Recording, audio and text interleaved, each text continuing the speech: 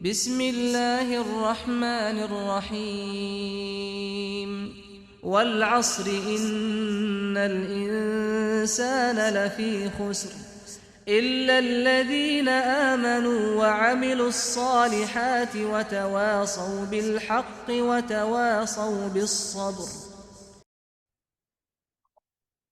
بسم الله الرحمن الرحيم الحمد لله رب العالمين والصلاة والسلام على أشرف المرسلين سيد الأولين والآخرين سيدنا وحبيبنا وشفيعنا ونبينا ومولانا محمد وعلى آله وصحبه أجمعين ورضي الله تبارك وتعالى عن قطب العارفين وإمام الصديقين مولانا أبي العباس أحمد بن محمد التجاني وخلفائه المهتدين وأهل طريقته الفائزين الرابحين وجميع المسلمين آمين يا رب العالمين أما بعد.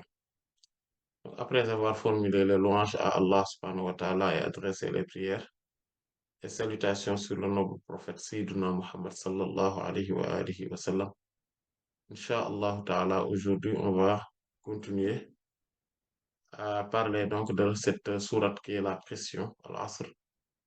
Et donc on avait parlé donc de la pression et de son importance et que la vie est jalonnée de pression. Et voilà, c'est ces formes de pression sociale, économique, politique, armée, pression temporelle, pression euh, d'ordre voilà, du temps. Voilà, le temps nous presse aussi. Euh, donc, euh, et donc, de tous bords, il y a des formes de pression. Donc, voilà. Donc, toutes les formes de relations aussi sont aussi, contiennent aussi une forme de pression.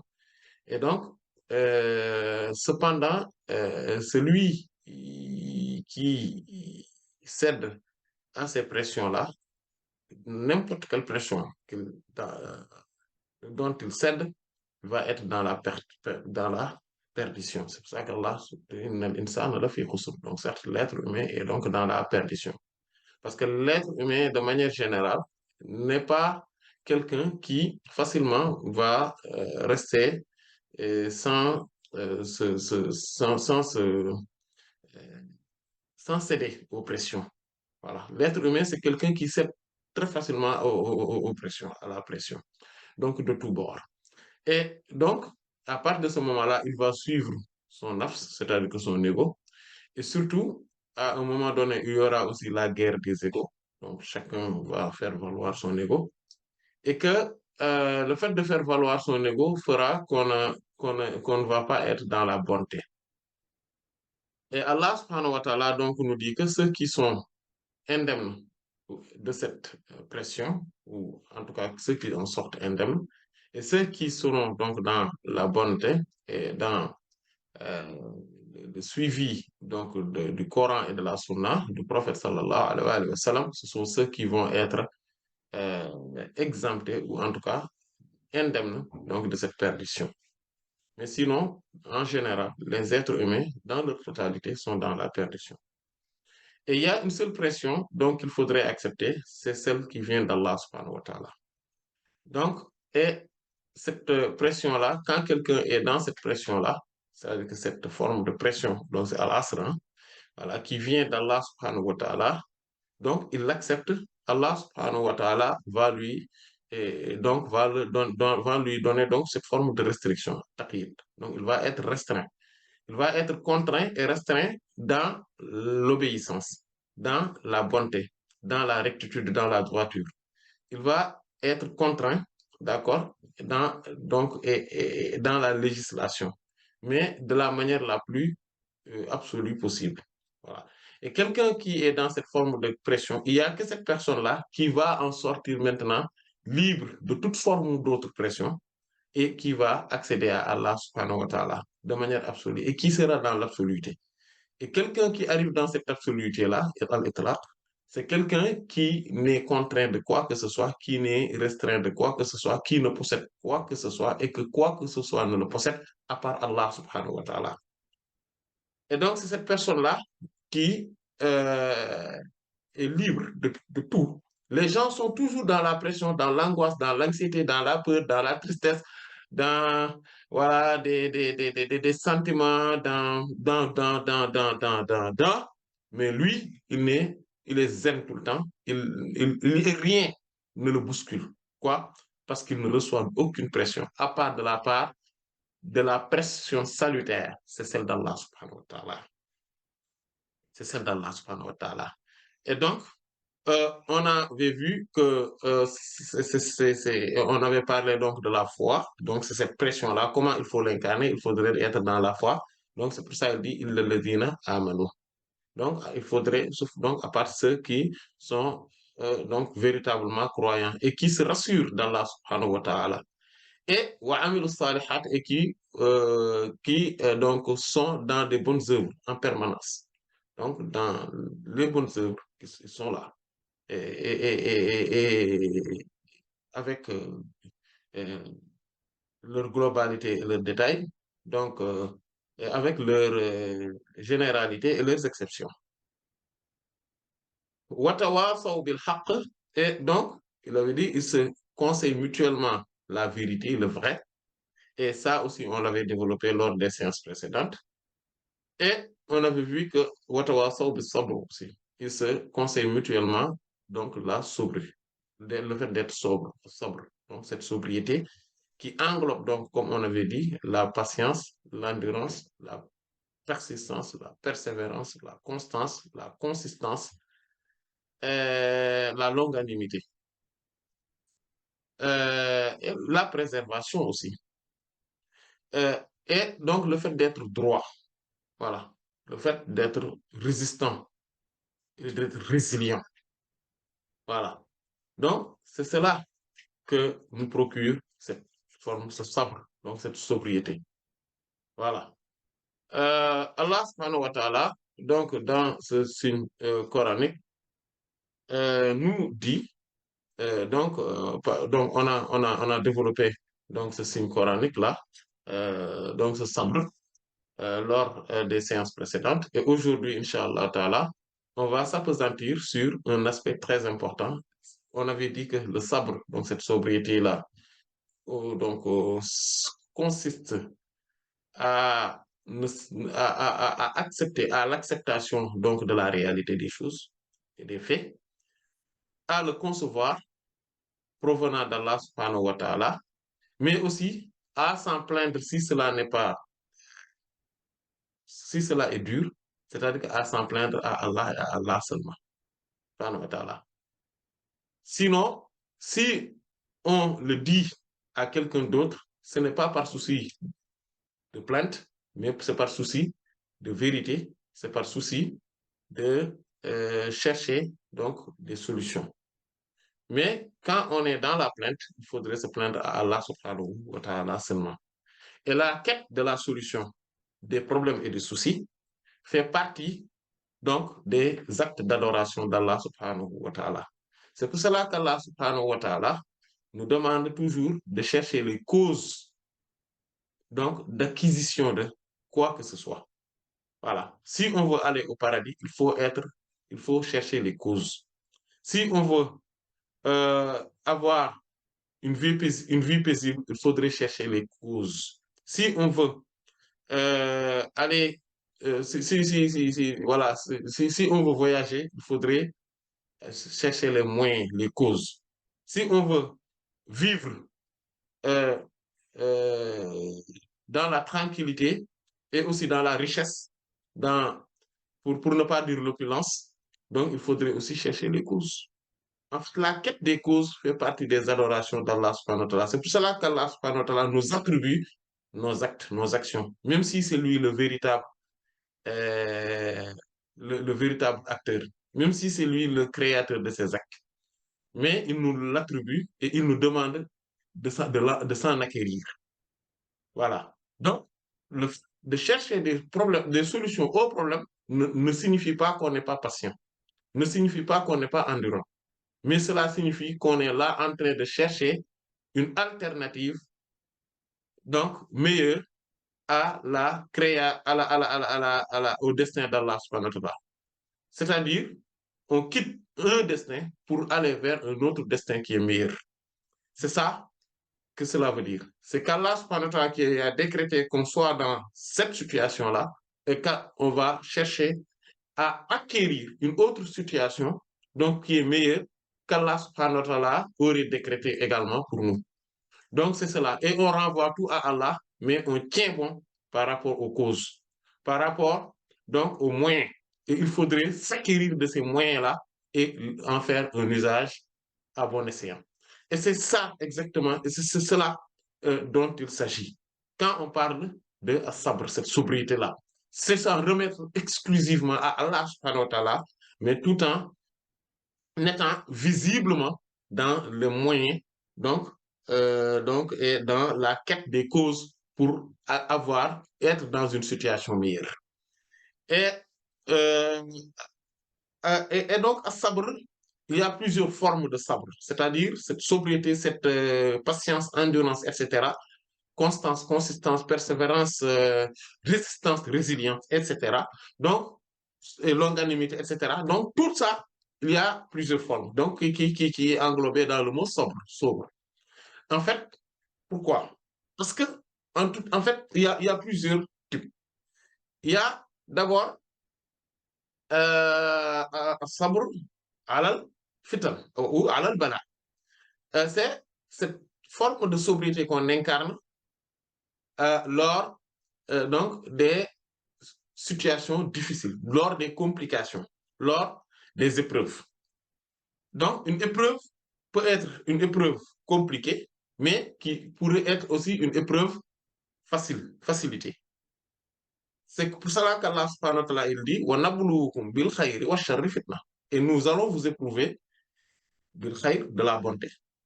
Donc, des circonstances faciles, voilà, de l'aisance, et aussi, et des malheurs, du mal, etc. Tout ça, il dit que fitna, cela constitue une, une épreuve, une forme de vous rendre meilleur, une forme de vous rendre meilleur. C'est-à-dire que quand on est dans cette épreuve-là, donc ces épreuves-là, donc il y a deux formes d'épreuves. Donc cette sobriété, cette patience, endurance vis-à-vis et donc des épreuves consiste à deux formes d'épreuves. Des épreuves faciles et des épreuves difficiles. Des épreuves exotériques et des épreuves ésotériques. Quand on dit que c'est une épreuve exotérique, c'est ce que tout le monde pense quand on parle d'épreuve. Par exemple, si aujourd'hui je suis dit, oui, ces temps-ci, je suis dans des épreuves, ou je vis des épreuves, on est dans des moments d'épreuve, tout le monde va penser à des difficultés, à des soucis, à des problèmes, à des complications sanitaires ou autres. Donc, c'est cela, donc cette forme d'épreuve-là, il y a une attitude à en avoir.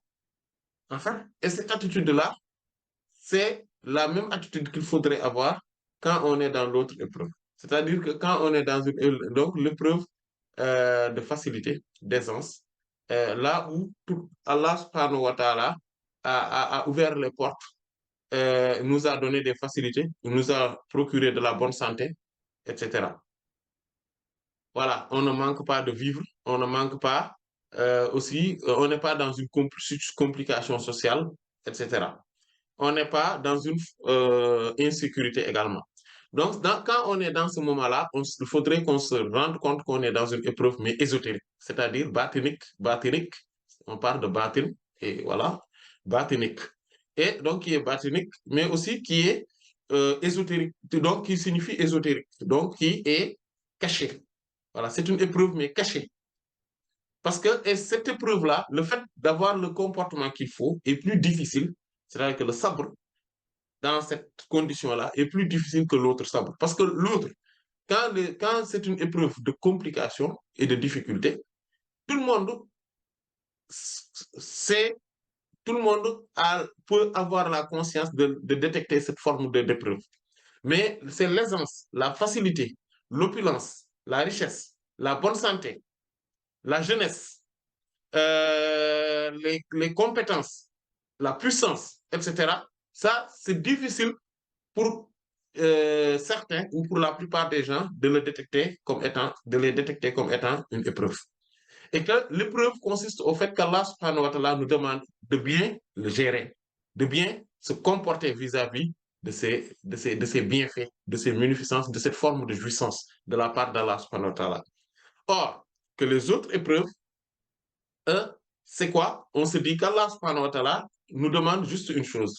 C'est que dans l'épreuve où les choses sont faciles et que cela va dans le sens de notre bon vouloir, de notre, en tout cas, désir, donc c'est cette forme de preuve-là, ce qu'on nous demande, c'est de bien gérer les choses et de ne pas utiliser donc cette jouissance et délice de la part d'Allah subhanahu wa ta'ala, ces bienfaits-là, pour en faire quelque chose qui ne plaît pas à Allah. C'est tout ce qu'on nous demande.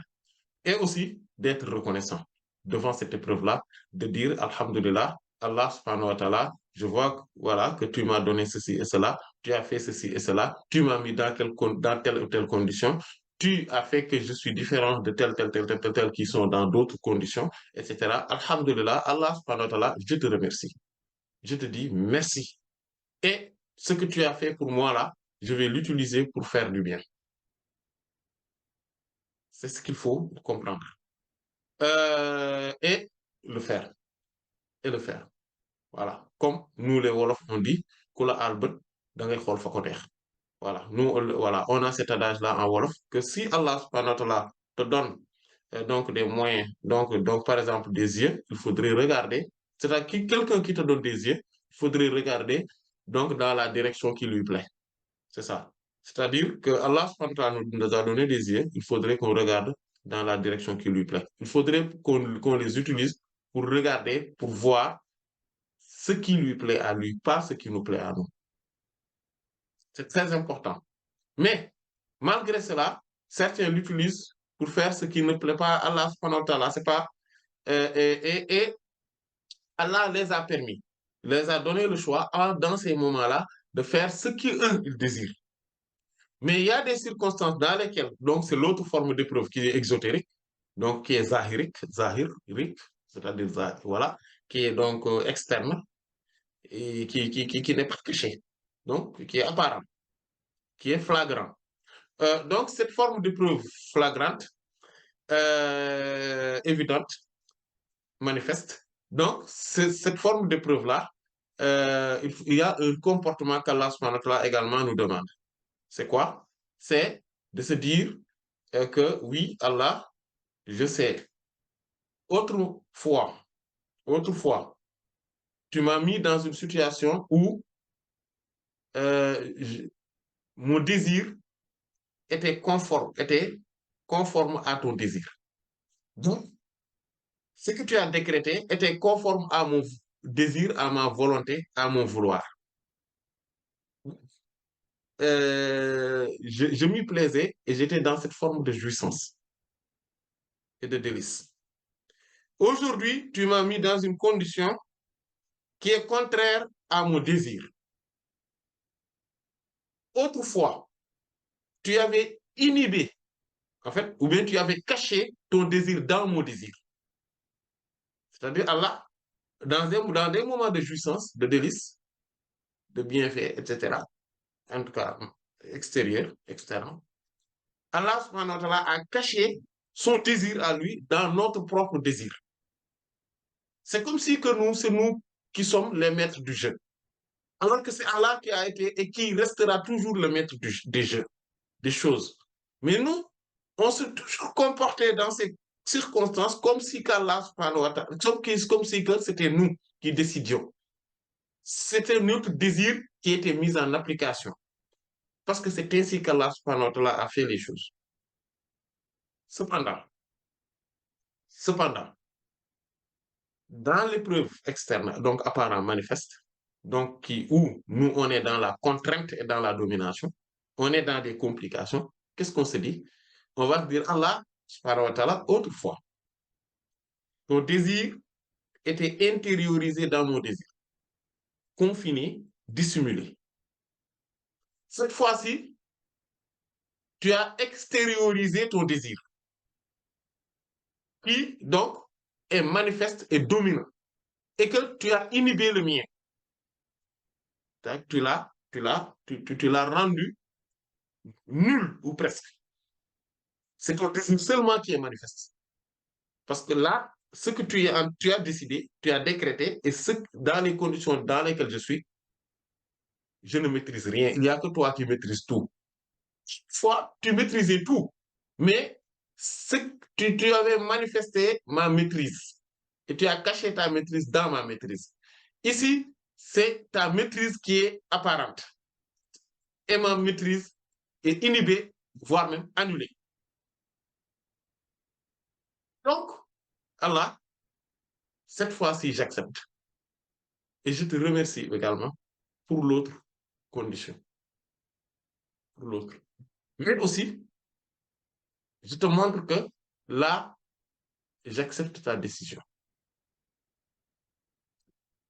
Mais je me plains auprès de toi en te demandant de faire concorder ton désir ou mon désir. C'est ainsi qu'il faudrait se comporter. Et il faut avoir conscience de cette réalité-là. Sabr, euh, on avait dit qu'on va parler aussi de différents types de sabre. Donc, il y a donc cette épreuve, cette fois, donc, à sabre al-fita. Mais il y a aussi sabre al-masiyah et sabre al-ta'a. Sabre al-ta'a, c'est le fait d'avoir une sobriété, donc une forme de patience, endurance, etc., vis-à-vis, donc, et une constance, d'accord, une persévérance, vis-à-vis, donc, de l'obéissance. Quand Allah subhanahu wa ta'ala nous demande de faire quelque chose, il faudrait l'obéir. Et ça, c'est extrêmement important. C'est plus important que l'autre. Le fait d'être touché et de dire, oui, je vais être patient, endurant, constant, etc., je vais être sobre devant Allah subhanahu wa ta'ala, ça, c'est une chose. Mais ça, c'est plus faible en matière de qualité. Peut-être pas en matière de difficulté, mais en matière de qualité, c'est plus faible que le fait d'être patient, endurant, constant, persistant, persévérant envers les ordres divins, le commandement d'Allah subhanahu wa ta'ala. Quand Allah nous demande de faire quelque chose, il faut s'exécuter. Il faut arrêter de dire, oui, je ne suis pas encore prêt, oui, tu sais, c'est un peu compliqué, oui, on ne te demande pas ça. Tu es juste un esclave. Un esclave doit s'exécuter aux ordres de son maître. On ne te demande pas d'être prêt. C'est Allah qui décide. On ne te demande pas de dire que ça te convient ou pas. C'est important. Que ça te convienne ou pas, ce n'est pas ça l'important. Ce qui est important, c'est que tu t'exécutes. Parce que tu n'as pas ton mot à dire. C'est Allah qui a décidé, il faut s'exécuter.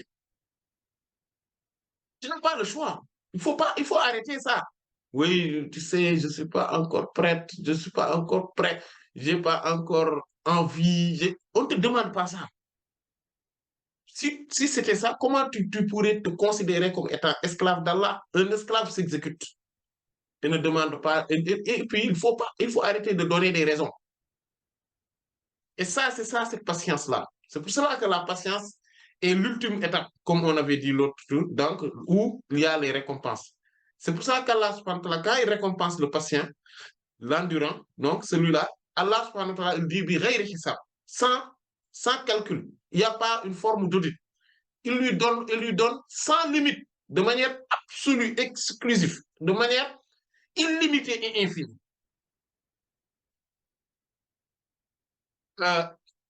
Et l'autre forme de sobriété, donc de sabre, qui englobe ces notions qu'on avait dit tout à l'heure, c'est aussi à sabre al-marsiya. C'est cette forme d'attitude, de sobriété vis-à-vis de la désobéissance. Et ça aussi, c'est préférable à Allah subhanahu wa ta'ala. Allah subhanahu wa ta'ala, donc, le demande, quand il dit que ça, je l'ai interdit, ça, c'est illicite, je l'ai rendu illicite. Je l'ai interdit formellement. On n'a pas le choix. On n'a pas à se demander dans quelles conditions, comment on va faire pour le laisser. Parce que délaisser quelque chose, c'est plus facile que acquérir quelque chose et le faire. Voilà. Par exemple, quand on te demande de ne pas voler, c'est simple. Même si cela demande une forme de résistance, une forme d'endurance, de patience. Parce que quand on voit ce que l'on veut et que rien ne nous empêche de le soustraire abusivement et frauduleusement, c'est qu'on est tout simplement, euh, parce que tout simplement, on est animé par la précaution qu'on a vis-à-vis de notre Seigneur. On se dit que ah, Allah nous l'interdit. Voilà. Donc, moi, je ne vais pas y aller. Je crains la colère d'Allah subhanahu wa ta'ala. Je crains le simple fait d'être en déphasage avec le commandement ou l'injonction divine. C'est ça. Donc, je ne vais pas faire ce qui ne plaît pas à Allah. Je vais laisser ça. Même si moi, je veux ça, j'aime ça, mais je vais le laisser. Voilà. J'ai envie de savoir qu'est-ce que c'est que le goût de l'alcool. Ah, qu'est-ce que c'est? J'ai envie. Je vois tout le monde le boire et ils disent que c'était bon. Bon, moi-même, je n'y crois pas, mais eux, ils te disent. Euh, mais c'est qu'Allah me l'a interdit formellement. Donc, je ne m'y approche pas. Parce que je n'aime pas la colère d'Allah et la punition d'Allah subhanahu wa ta'ala. Je le crains. Je prends mes précautions vis-à-vis de ça. C'est ça, taqwa, la précaution vis-à-vis donc, de la colère ou de l'interdiction d'Allah subhanahu wa ta'ala. Et donc, il faut aller directement vers l'obéissance. Quand on délaisse la désobéissance, la meilleure manière, c'est de n'être que dans l'obéissance. Comme on dit, la meilleure manière de se défendre, c'est d'attaquer. Euh, et donc, ça, ce sont ces formes-là, ces formes donc, de patience.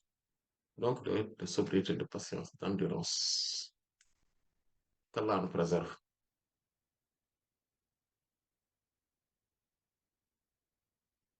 Et donc, on va en finir. Donc, il faudrait savoir que maintenant, dans cet ordonnancement-là, le plus difficile, c'est l'abandon ou le fait de délaisser l'interdit. Cette forme de patience-là est meilleure. Et après, c'est le fait de faire, d'être obéissant. Après, c'est le fait d'être euh, patient par rapport aux épreuves ésotériques. C'est-à-dire que caché. C'est-à-dire que de bien se comporter quand on est dans l'aisance, dans la facilité, dans les jouissances. Et après, c'est cette patience, cette sobriété par rapport aux épreuves exotériques. Donc, quand on est dans des difficultés, dans des complications, dans des moments vraiment difficiles. Voilà. Et donc, c'est la dernière étape. Mais cette étape-là comporte quelque chose qui va nous renvoyer à ce qui est meilleur à tout. C'est quoi? C'est que c'est la reconnaissance, à shukr. Parce que derrière le sabre, parce que le sabre, c'est là où il y a les œuvres. Il y a là où il y a les œuvres, le plus haut niveau, c'est à sabre. Donc, ce qui nous permet donc d'avoir une récompense de la part d'Allah subhanahu wa ta'ala qui est infinie, illimitée, absolue. Mais quand on monte dans Ashukr, on est dans Ashukr, la reconnaissance, et donc on est aussi dans la mahabba, dans l'amour, comme on l'avait vu lors de la séance précédente. Et dans ces moments-là, donc dans l'amour et dans la reconnaissance d'Allah subhanahu wa ta'ala, Allah subhanahu wa ta'ala a fait que, euh, donc, il nous a montré comment acquérir cela à travers donc l'amour qu'on a par rapport à tout ce qu'on a. Voilà. Parce qu'il y a les différentes formes d'amour, on l'avait vu donc lors d'une séance, que il y a l'amour qu'on porte par rapport à notre propre personne, l'amour qu'on porte par rapport à notre maison, l'amour qu'on porte par rapport à notre voiture, véhicule, etc. L'amour qu'on porte par rapport donc à notre animal de compagnie, l'amour qu'on porte par rapport à nos amis, l'amour qu'on porte par rapport à nos époux et épouses, l'amour qu'on porte par rapport à nos enfants, l'amour qu'on porte par rapport à nos parents, l'amour qu'on porte par rapport, par exemple, à notre enseignant, notre médecin, notre guide, etc. Et toutes ces formes d'amour-là sont différentes, sont des formes d'amour différentes. Aucune de ces formes ne ressemble à l'autre. Mais toutes ces formes d'amour-là devraient être réunies en un seul point focal. C'est l'amour d'Allah subhanahu wa ta'ala et de son prophète sallallahu alayhi wa sallam, qui doit être le point centrifuge, donc, où part et se retrouvent toutes les formes d'amour. On aime tout pour Allah. Quand on aime pour Allah, mais quand on déteste pour Allah. Quand on est content pour Allah, mais quand on est en colère aussi, on l'est pour Allah subhanahu wa ta'ala. Quand on est bienfaisant, on l'est pour Allah, mais quand on punit, on est dans la répression, on l'est aussi pour Allah.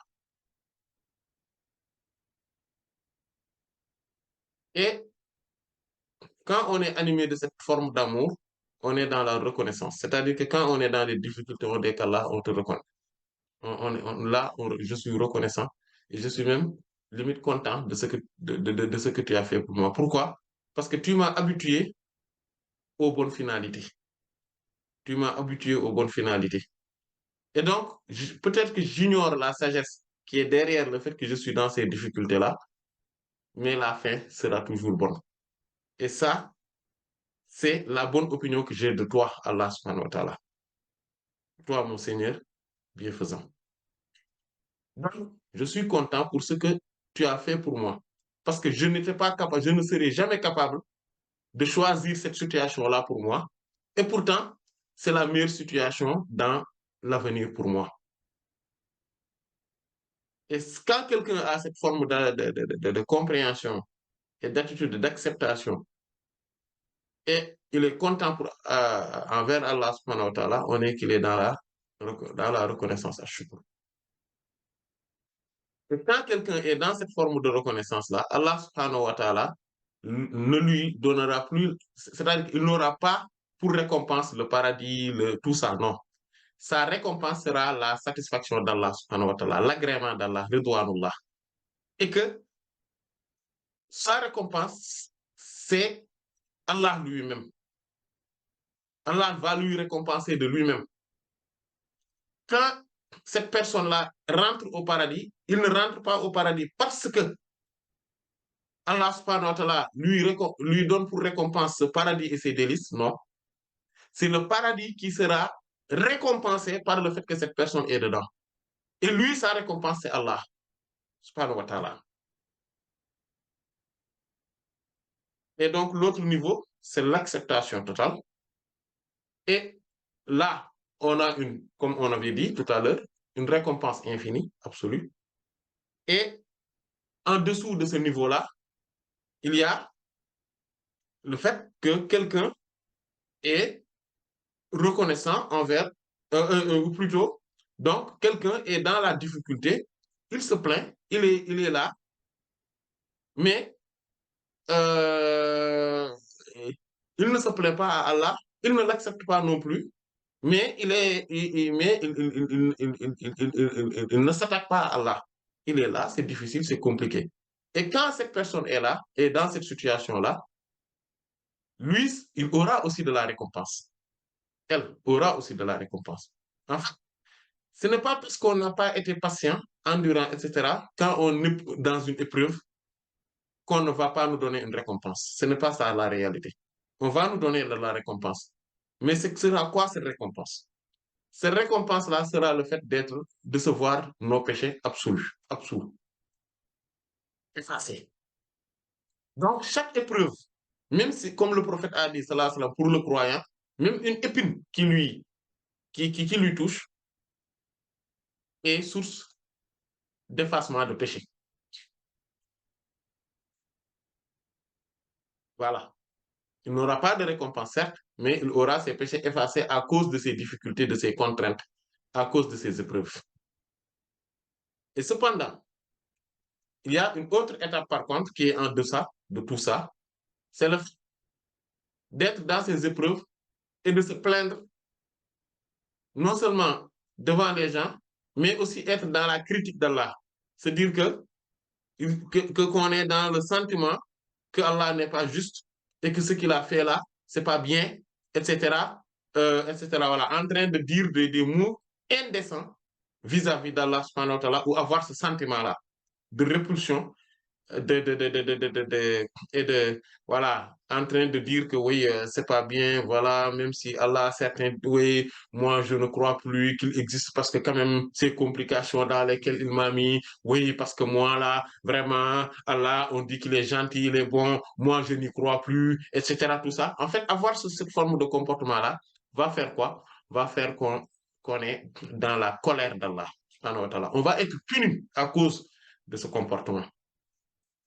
Et quelqu'un qui a ce comportement-là, c'est le signe évident du fait que ce qu'il a touché n'est pas une épreuve, mais c'est un châtiment.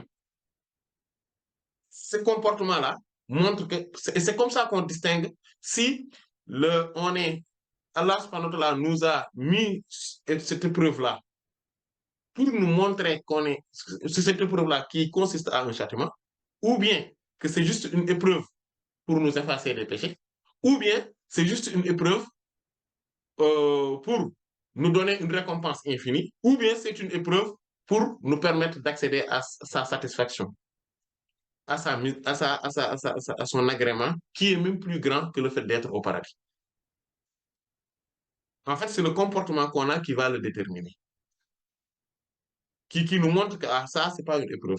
Quelqu'un qui est touché d'un châtiment d'Allah ne va pas être endurant, ni patient. Il va être, en fait, il va se ressentir ces soucis-là, ces difficultés, ces complications. Il va s'en plaindre, il va crier, il va se taper dessus, il va tout faire et il va persister dans cette situation-là. C'est un châtiment dans la part d'Allah subhanahu wa ta'ala. Allah nous préserve. Voilà. Et quand on est dans d'autres situations, voilà, suivez. Donc, pour savoir que si c'est une épreuve, c'est un châtiment, c'est une épreuve, c'est un bienfait, grand bienfait, ou c'est pour acquérir à la satisfaction d'Allah subhanahu wa ta'ala. C'est le comportement qui les détermine.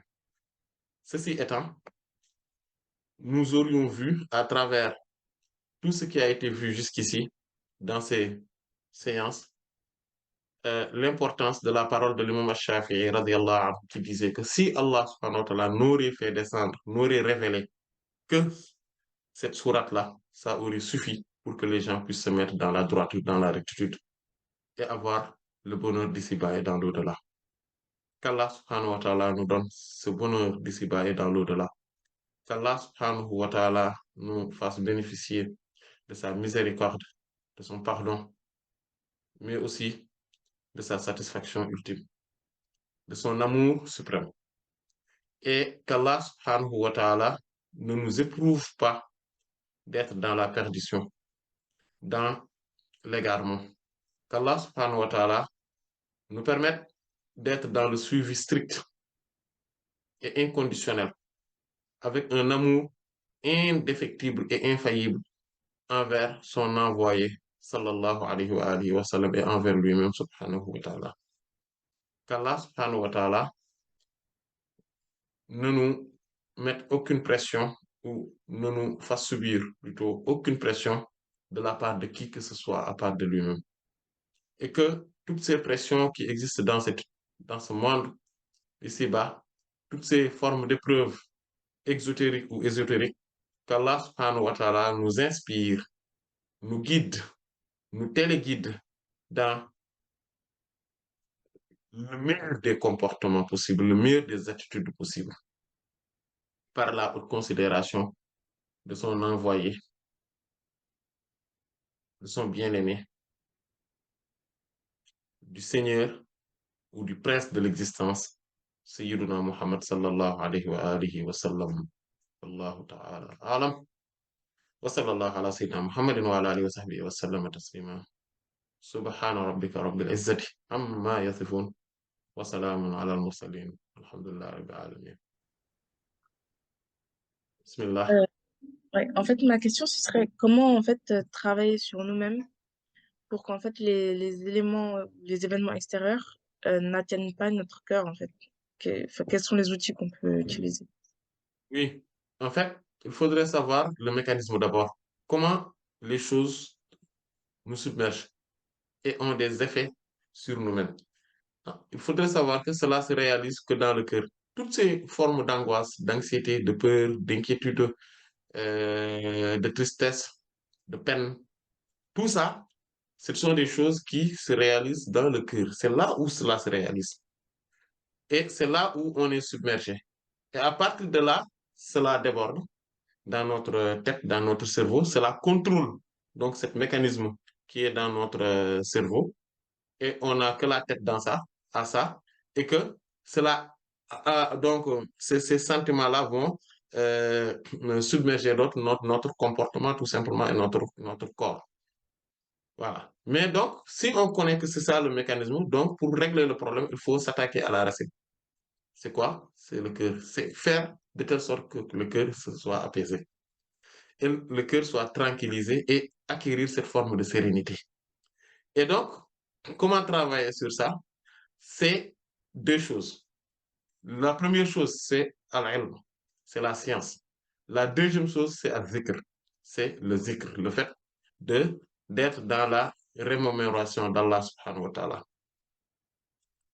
Euh, la première chose, c'est al-ilm, c'est la science. Ce n'est pas toutes les sciences, mais c'est la science qui nous permet de savoir que seul Allah subhanahu wa ta'ala est maître de tout.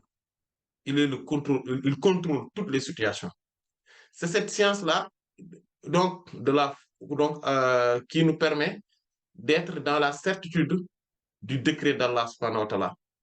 Et que si Allah subhanahu wa ta'ala veut quelque chose, c'est ce qui existe. Si Allah subhanahu wa ta'ala n'aime pas quelque chose et ne veut pas que cela se réalise, cela ne se réaliserait jamais. Être dans la foi donc du décret et du destin d'Allah subhanahu wa ta'ala. Et que tout ce qui se passe, c'est parce que c'est lui qui l'a véritablement décidé. Donc la foi ou la croyance ou la foi au destin, donc c'est le premier pilier, le plus important. Et de se remettre à Allah subhanahu wa ta'ala et placer sa confiance à Allah subhanahu wa ta'ala. Et ce qui va nous permettre donc d'être indemnes de toute forme de jalousie, d'infatuation, c'est-à-dire l'auto-émerveillement, d'orgueil, de haine, mais etc., etc. Donc, cela va nous faire éradiquer certains rangs de mépris, etc. Pourquoi? Parce qu'on sait que la situation ne dépend pas de nous, ni des autres, mais cela dépend que d'Allah subhanahu wa ta'ala. Et quand on craint Allah subhanahu wa ta'ala à ce point, et de savoir qu'Allah subhanahu wa ta'ala est le seul décideur, et qu'on a qu'Allah subhanahu wa ta'ala devant nous, et que c'est ça, son opinion qui nous importe, qui est important pour nous, on ne craint plus rien, on ne craint plus qui que ce soit. Et dès qu'on arrive à craindre Allah et Allah seulement, Allah fera qu'on ne craindrait, on va plus avoir aucune crainte vis-à-vis de qui que ce soit ou vis-à-vis de quoi que ce soit. Quand on craint exclusivement Allah subhanahu wa ta'ala, Allah fera que tout va nous craindre également. Vous savez, tous ceux qui craignent autre qu'Allah ou qui appréhendent autre qu'Allah, qui ont une forme de peur vis-à-vis des créatures ou de quelconque créature, c'est parce qu'ils n'ont pas encore atteint la crainte d'Allah réellement. Quand on craint Allah réellement, on ne craint plus rien à part Allah, mais que aussi Allah fera que tout va nous craindre. Personne ne va pouvoir nous attaquer ayant le cœur net. Il va avoir toujours peur. Comme le prophète a dit, sallallahu alayhi wa sallam, Allah subhanahu wa ta'ala m'a secouru, m'a aidé, m'a fait triompher par la peur qu'il jette dans le cœur de mes ennemis pour une distance de marche de 1 mois.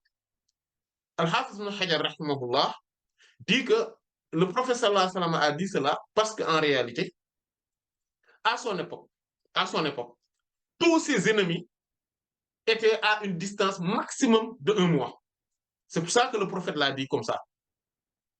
Mais sinon, tout l'univers, il n'y a rien qui peut résister à cette forme, donc au prophète sallallahu alayhi wa sallam, mais aussi à tous ceux qui sont ses héritiers dans cette crainte d'Allah subhanahu wa ta'ala et dans cette foi au décret divin. Et tout ce qui nous touchera, il faudrait savoir que c'est parce que c'est Allah qui l'aurait voulu ainsi. Et cela fait partie de notre destin, on ne pourrait de toute façon pas y échapper. Donc, quand on a ça, on a une forme de tranquillité et de sérénité. Mais l'apaisement réel est dû à l'autre solution, c'est à zikr. C'est être dans cette remémoration d'Allah, ce rappel. Être donc dans la lecture du Coran, dans le fait de faire des zikrs, des salatu ala nabi, de faire demander pardon à Allah, des astaghfirullah, faire des la ilaha illallah. Mais surtout, donc, dans la lecture du Coran et dans le fait de faire des salatu ala nabi. Mais aussi, de faire de faire la prière. Vous savez, quelqu'un qui est submergé par les angoisses, les difficultés, les contraintes, tout ça, les complications, jusqu'à ce qu'il soit bloqué psychologiquement. Il est dans un burn-out total. S'il fait 2 rakas, 4 rakas, puis 6 rakas, puis 8, 10, ainsi de suite, il ne va s'arrêter que, en fait, il verra que son cœur est totalement apaisé. Il va acquérir totalement la sérénité. Et c'est ça la solution. S'il prend le Coran, il lit. Au début, oui, il pense encore dans ses problèmes, ses soucis. Il est toujours submergé.